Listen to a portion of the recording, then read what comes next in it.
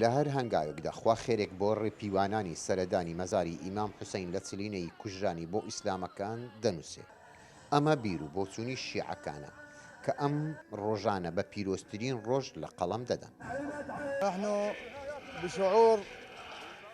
ئێمە بە هەستی شۆڕشی حوسەین و قوتابخانەی حوسەین و ڕێبازی حوسەین ئەم ڕێپێوانە دەکەین کە ڕێپێوانی ئازادەکانە. ئەم ڕێبازەش بنەمای دروستکردنی حەشد شعبی و خەباتکارانە.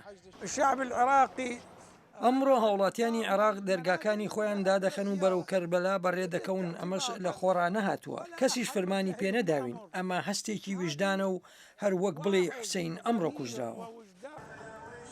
لەم مەراسیمەدا ئۆڵی شیعەکان پۆڵ بەرەو کەربەلا بەڕێ دەکەون. هەر بۆیە هێزەکانی سوپا و پۆلیسی عێراقی لە ئامادە باشیدا دەبن و ڕێوبانەکانی بەغداش دادەخەن، تەنانەت بە پیادە خەڵک بەرەو مەزاری ئیمام حوسەین بەڕێ دەکەون.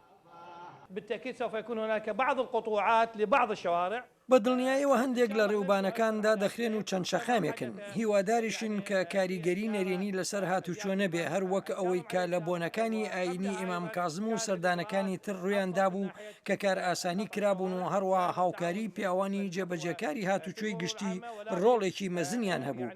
بەڵام ئێمە لە کۆبوونەوەکانماندا باسی ئەم بابەتەمان لەگەڵ هاوڕێیانمان کردووە سەبارەت بەوەی کە دەبێ هاوڵاتیان چاوکراوە بن بۆ ئەوەی چاودێری هەر جوڵەیەکی نامۆ بکەن بۆ ئەگەری هەبوونی تۆرۆریستێکی خۆکوژی. سەرەڕایی کۆنتڕۆڵکردنی ڕێوبانەکان، بەڵام هاوڵاتیان بەرامبەر هەڵسو کەوتی هێزەکانی ئەمنی ناڵەبارن و ناڕەزایی خۆیان بەرامبەر بە داخستنی ڕێگایەکان دەردەبڕن.